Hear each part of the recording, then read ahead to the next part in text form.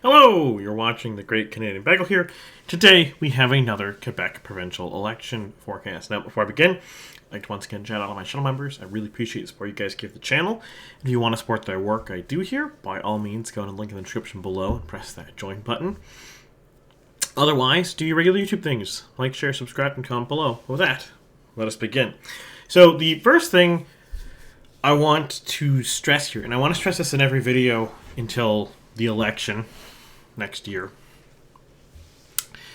The CAQ numbers are 0 seats or hover around 0 seats. That will likely, unless they really crater and vote share more, if they're around 18%, they will likely hold someone somewhere. But we are at the point now where their support is so thin, it's going to be the candidate who wins, not the party.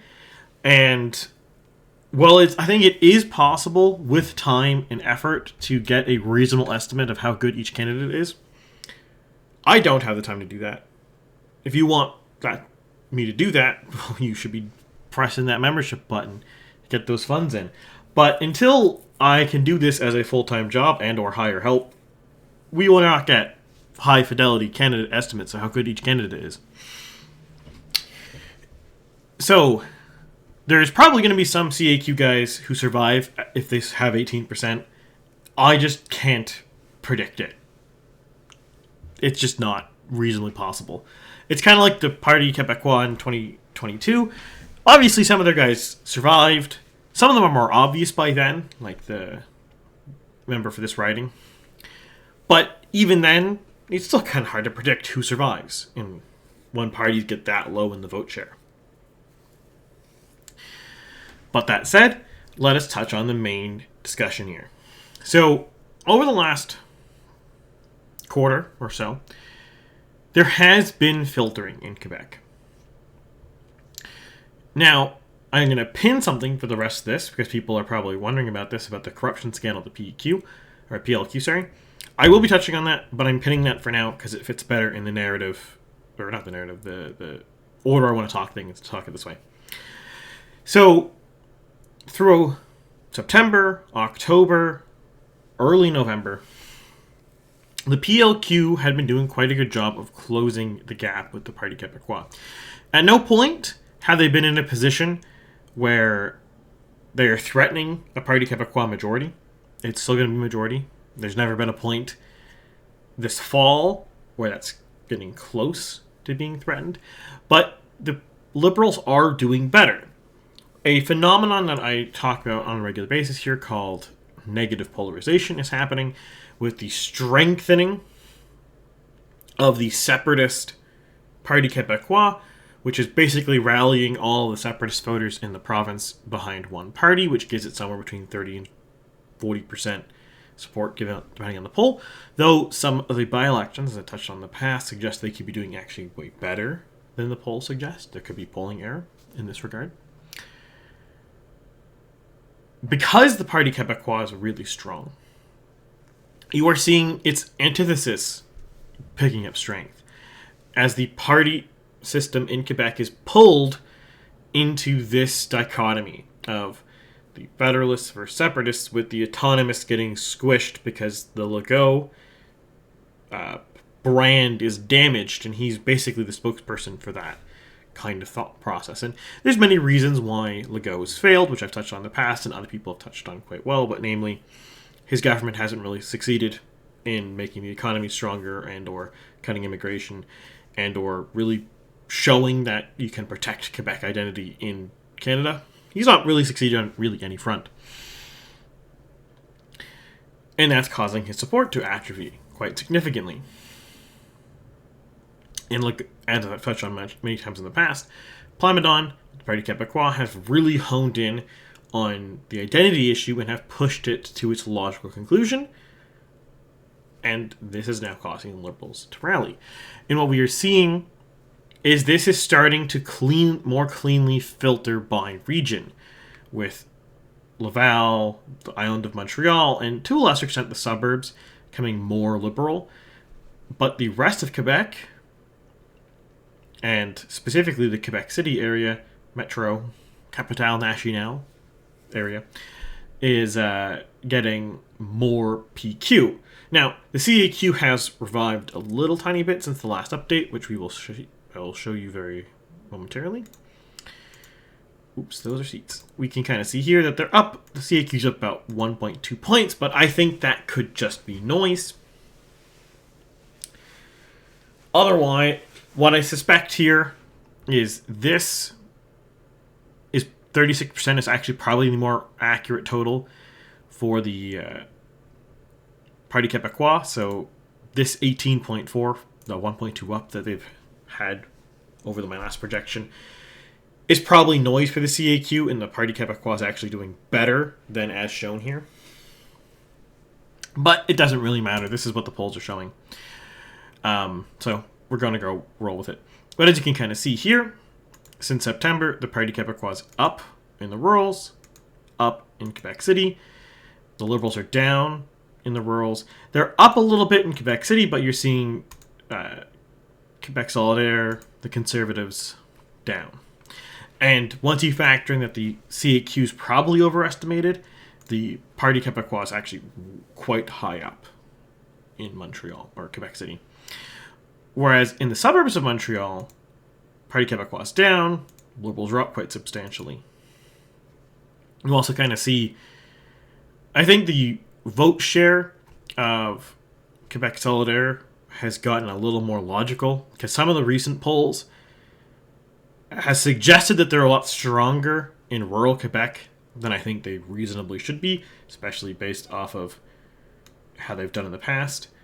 For example, they got 13.6% in 2022, but we had polls this year putting them only a little bit down here, but cratering in Montreal. We're now starting to see a little bit pullback in Montreal, doing a little bit better, relatively speaking, and they're doing a little worse in rural areas, which, again, it makes more sense. It didn't really make sense in September when the polls were showing the Parti Québec, or the Quebec Solidaire, around 9% in the rurals, 4.5% in Montreal suburbs, when in reality they do about this as well in both regions. Now they're doing about as well in both, so that makes more sense. So in some regards, I think the polls have gotten probably more accurate for every party except the Parti Québécois. I think they are underestimating this.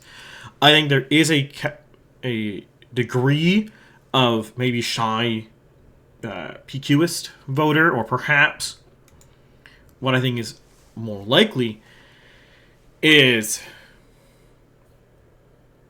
they're in a degree like you see in the U.S. with Donald Trump, where there's a lot of voters who are voting for Donald Trump who don't fit normal archetypes of people who turn out to vote. I suspect Plamondon is turning out a lot of people who don't normally vote, specifically in the Francophone demographic. So I would actually suspect the reason why polls don't line up with the by-election results right now is there are a lot of Francophone voters who don't normally vote who are going to vote for Plamondon and have voted for the Parti Québécois in every by-election.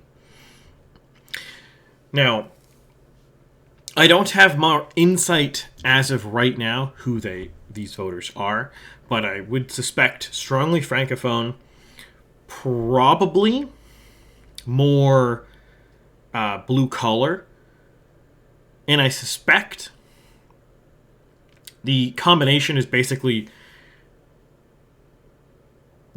Plamondon taking such a strong stance on immigration and wanting to cut immigration even further in Quebec is causing a lot of the blue-collar types who are very anti-immigration, who don't normally vote, to go vote for Plamondon.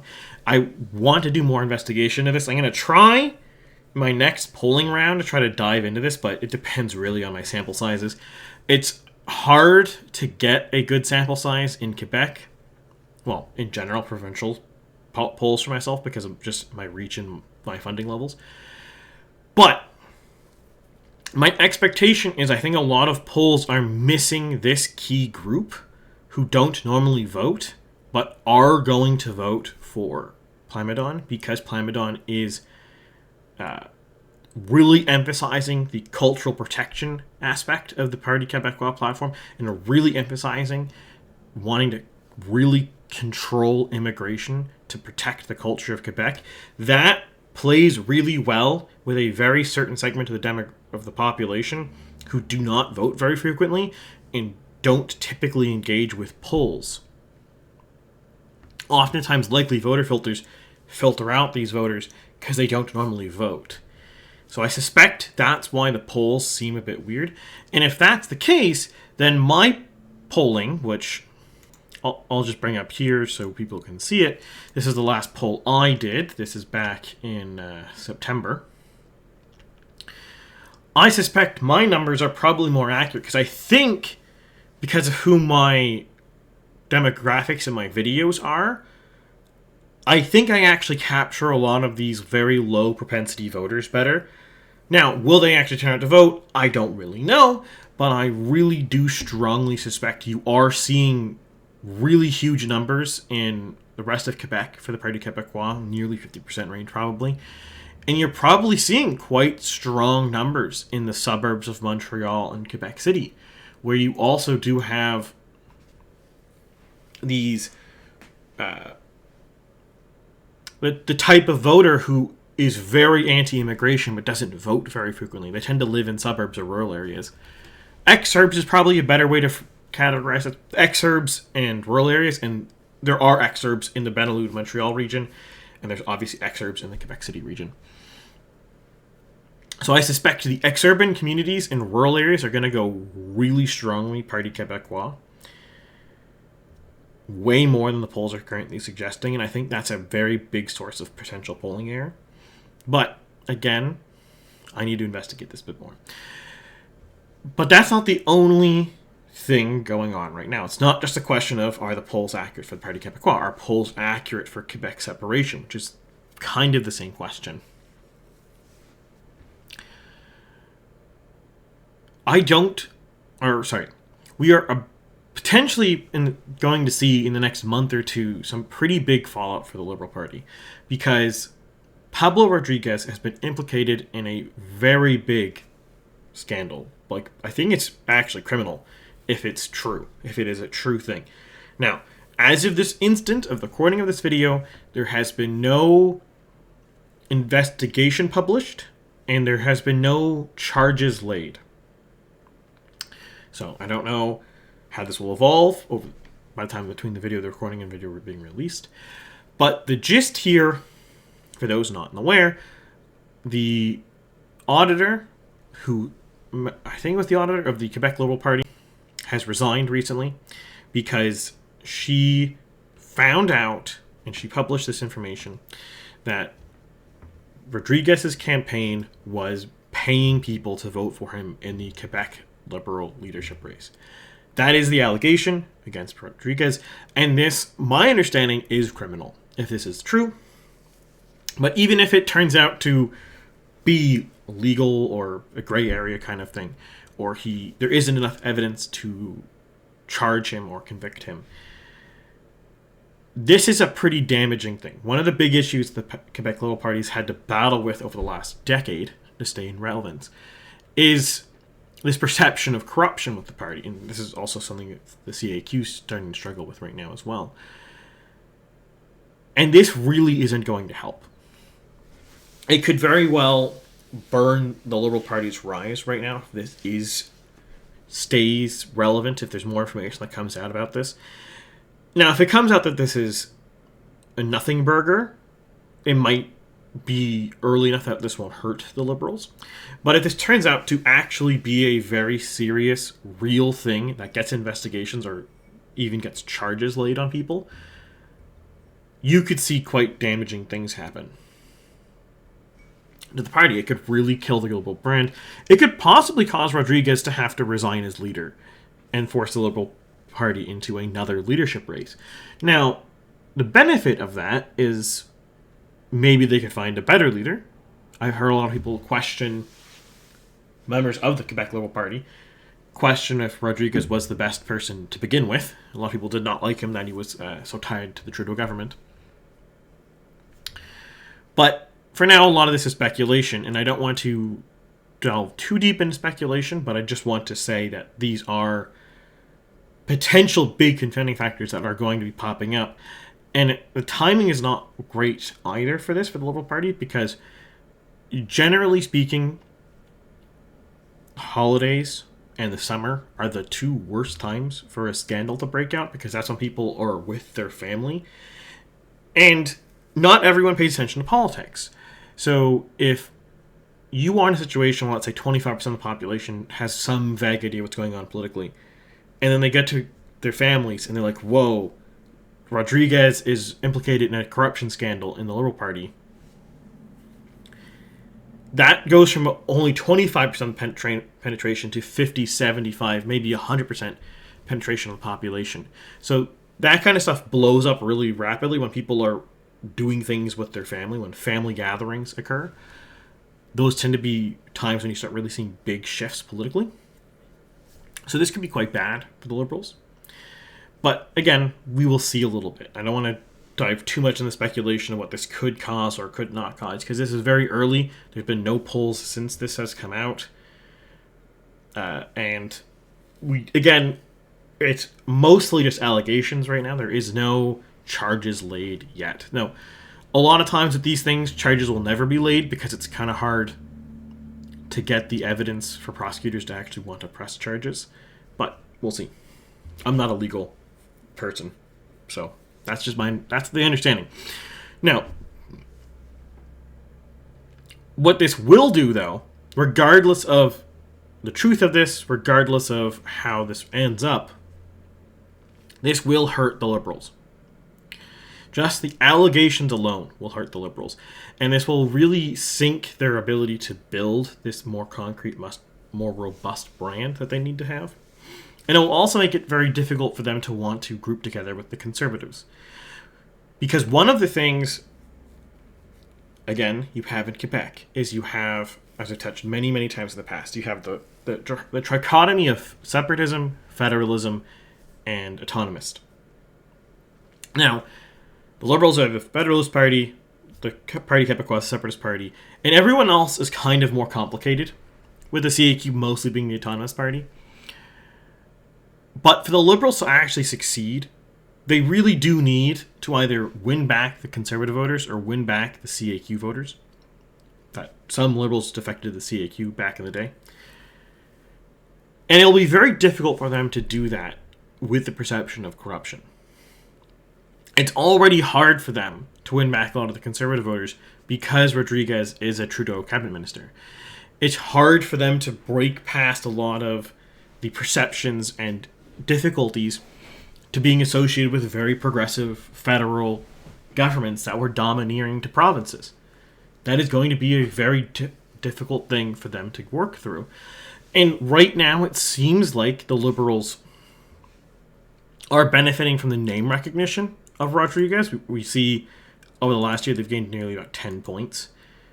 Though a lot of that is still dubious because I do think some of this is being driven by shy/missed voters for the Parti Québécois. But even if that is true, they still have gained 5 or so points. And that's pretty substantial over the course of one calendar year, just by basically electing a new leader. And I think it is safe to say, barring the polls missing people systemically, which I think is true, but assuming for sake of argument that they're not systemically missing people, it does look like Rodriguez's honeymoon bump, at least for now, is sustainable. He went about 20... Oh, wait, that's a bad way to show this. I will show you by this one. 1 second.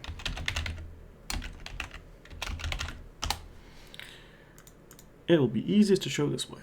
One moment.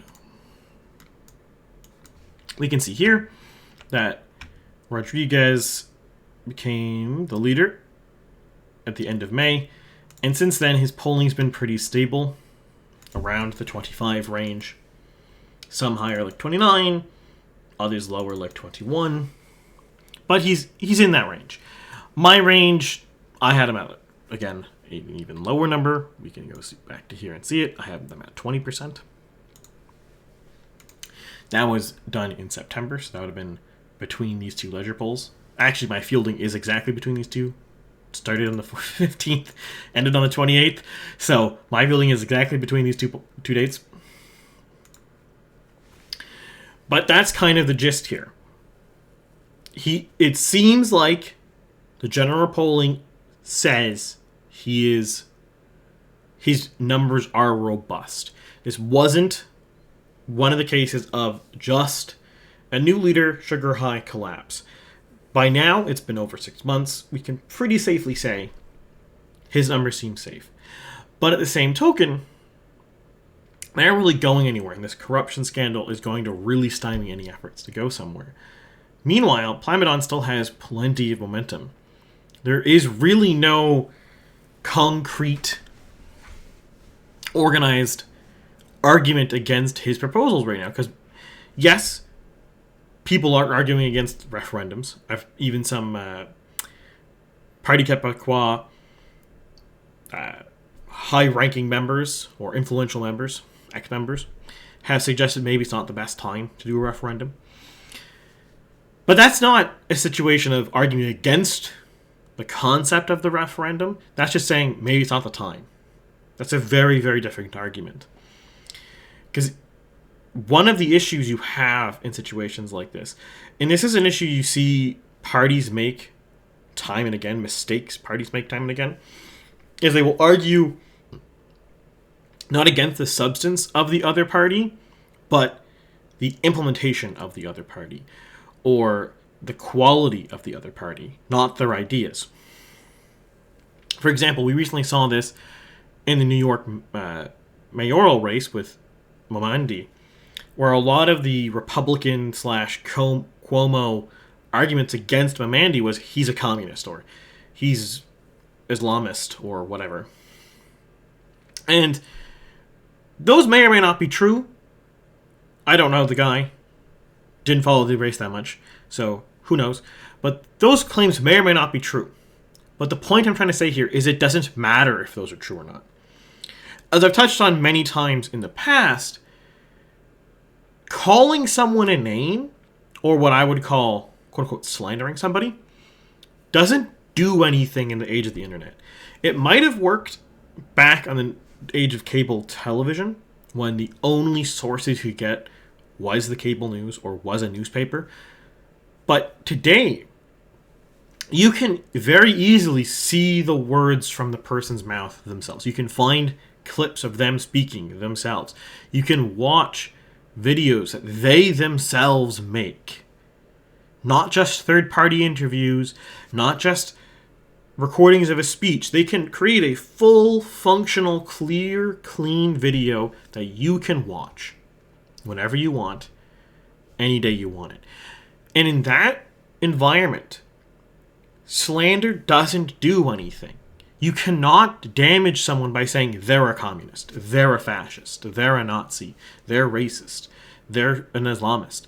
These words don't do anything. They don't mean anything. Calling someone a socialist doesn't mean anything anymore. It doesn't hurt somebody anymore. And in fact, most of the time, trying to insult someone by assigning a label to them just helps them.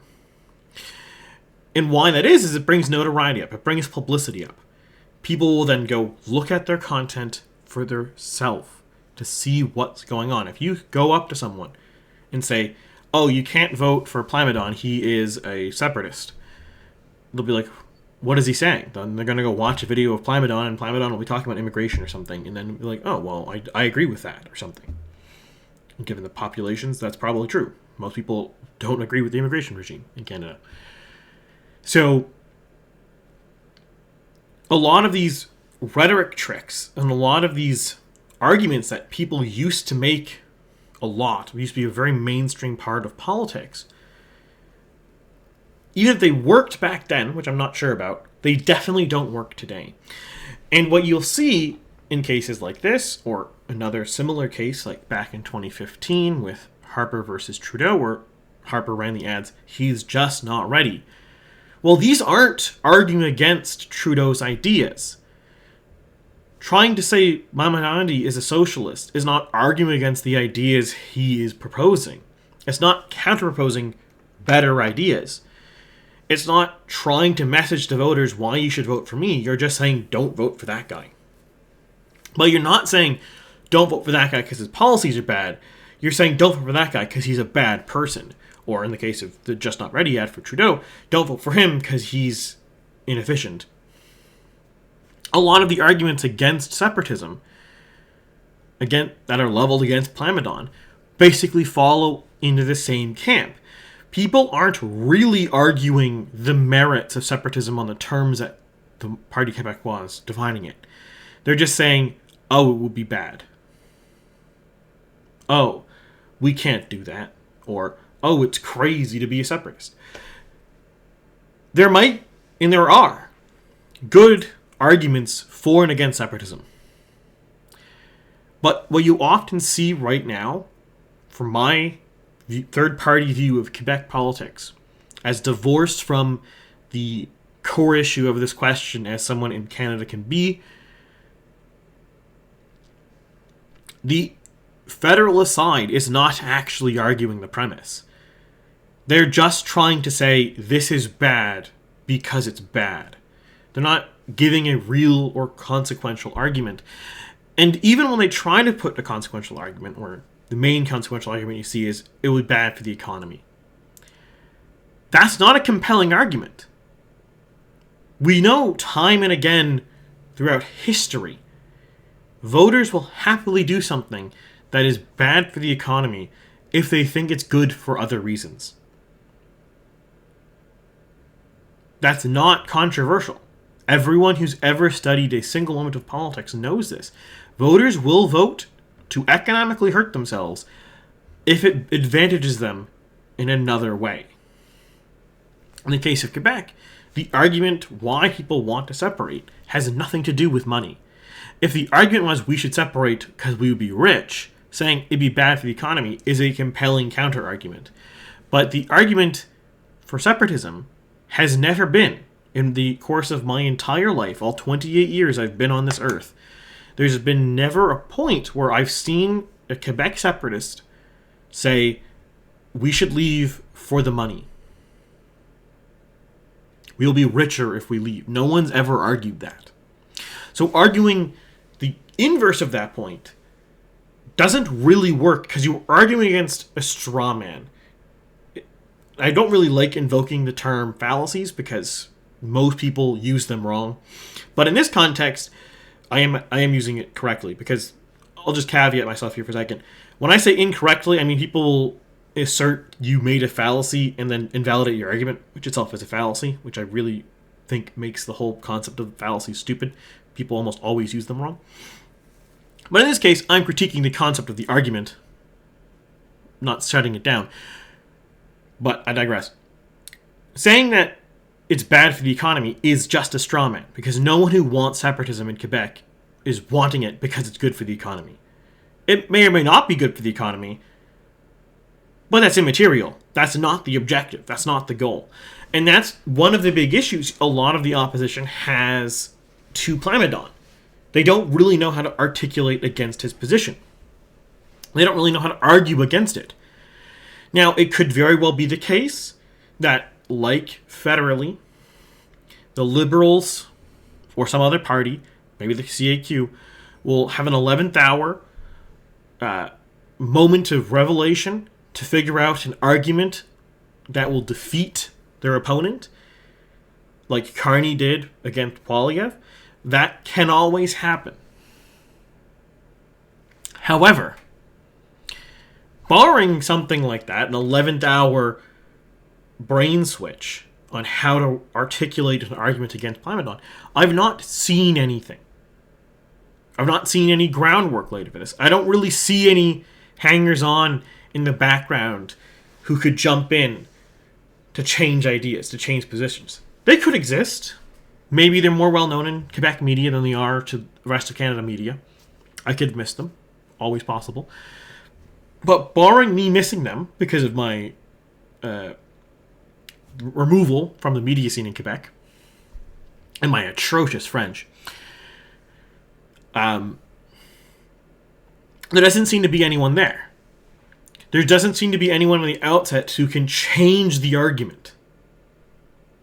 Right now, Quebec's politics for the last at least 700 days has been revolving around Plamondon's proposals to do things and people reacting to them. As a good adage, I would say, in politics, is if you are reacting, you are losing. You never want to let the other person define what the conversation's about. You don't want to be reacting to their policies. If you were sitting there saying your ideas are bad, you could come up with a good argument and a compelling reason why that idea is bad, but then they can just move on to the next idea. It takes a lot of effort to discredit someone to the point where people stop caring about their ideas. You can eventually do it if someone just only makes bad ideas. That's what happened to Trudeau. Trudeau, for 5 years, was only making bad decisions in Canada, for the most part. The big consequential decisions just didn't work out. And eventually it burned him to the point where everyone hated him, and then he had to go. But then the Liberals replaced him with Carney. Carney, so far, has been making neutral or somewhat positive decisions. Very few are egregiously bad, like some of the Trudeau decisions that have occurred. Even the worst decisions, in my personal opinion, that Carney's done are basically just continuations of existing policy. And continuing existing policy is a much less damaging thing than doing new policy. That's bad. But again, you don't really have any hangers-on or anybody in the distance who looks like they could come through and change this around. You still have everybody reacting to what Plamondon is doing. The strategy, it seems, for the Liberals, for the Parti Québécois, for the CAQ, for the Conservatives, is that Plamondon will just run out of gas. That he will run out of cards to play, and he will lose the game. And perhaps some people, some advisors, especially in the Liberal Party, are viewing this kind of like the federal election that just happened, where to some people, it looked like Poilievre ran out of gas, and then that's why they lost. That's wrong. It's not a correct interpretation of things. And the number one cause of failure in politics is people misunderstanding what just happened and doing the wrong thing as a result. Poilievre did not run out of gas. Carney changed the argument to something else, and Poilievre was too slow to react to that. The February to mid-March time window is actually quite a political masterclass federally in Canada, where Carney, up until that point, Poilievre had been dominating the argument, dominating the media environment, dominating the conversation in Canada for almost 2 full years. But by end of February, Carney was shifting to position the argument, what was going to be discussed about.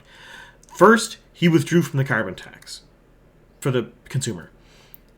Then he started talking about all these other things. A lot of changes to Trudeauite policy and other such. And then he really started focusing on the Americans and diversifying trade from America, and et cetera, et cetera. That changed the narrative around. No longer was the narrative and discussion about the election, about the incompetence and failure of the Liberal government, and now it was about whether these new ideas that Carney's proposing are good or bad.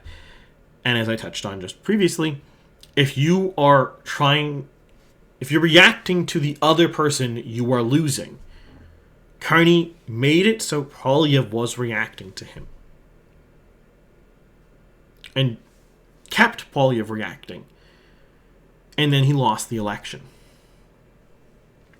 The most, I think, infamous and clear-cut example of this is Carney drops his tax cut proposal.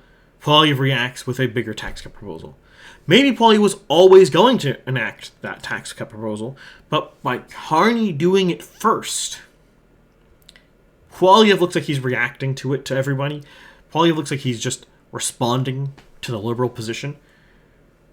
So he doesn't really get any points for it. It doesn't really work to people. And you also have the consideration, too, that arguing 1 versus 2% tax cut is, like, noise to people. That doesn't really mean anything. But to circle back to Quebec, just to finish off the video here, Plamondon is dominating the conversation. He is dominating the discussion. He has so much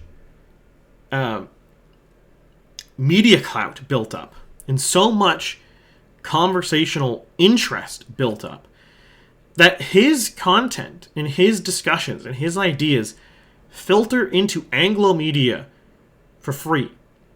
I don't need to research what Plamondon wants to do. I know what he wants to do because it filters to me through the rest of Canada Anglo media without me having to look. Because everything is about his ideas right now. If I want to look at the ideas of Rodriguez, or Legault, or Duhaime, or Gazal, I have to actively look those up. Maybe in Quebec media it's not as bad as that. Maybe some of those ideas filter more in Quebec media. But the fact that Plamondon's ideas transcend, that's what I'm trying to say, Quebec media and become national stories shows you how much more dominant he is in the media game. How the discussion in Quebec right now is not X versus Y, or taxes versus more taxes, or welfare versus growth, or separatism versus federalism. The discussion right now is Plamondon the right guy or not? And generally speaking, if the conversation is whether you are the right guy and it's being dominated by you saying things, that's generally a good thing to be in. I very much disagree with the adage that if it's a referendum on you, you lose. That doesn't seem to be the case to me.